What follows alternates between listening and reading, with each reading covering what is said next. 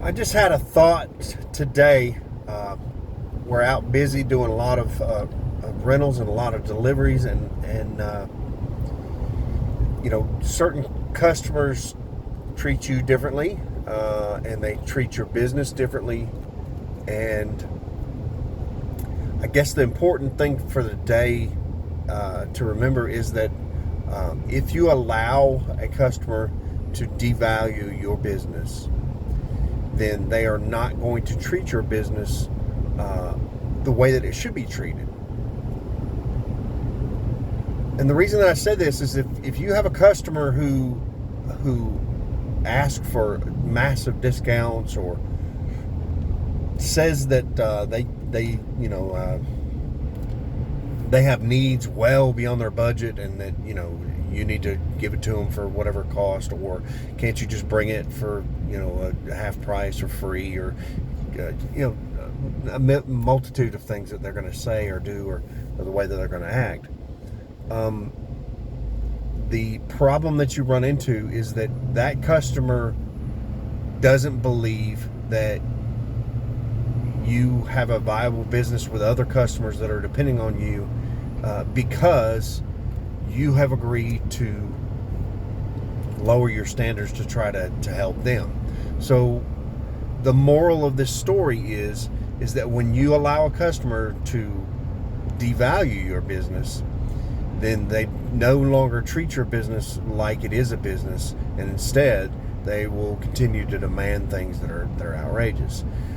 And I know this because it happens to me. I have a kind of a soft spot for anybody that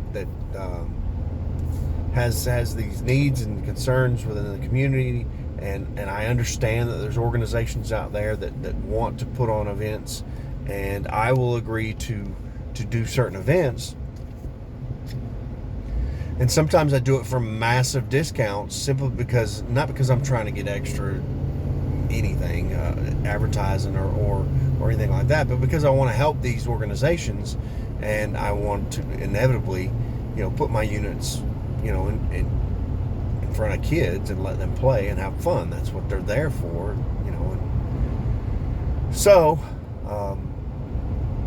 I had an organization that contacted me, and they poor mouthed and said that they needed, can I do this? And they were going to give me some advertising within their organization, and they were going to do some other events, and they were going to, advertise strongly for me. And so I agreed to do the event.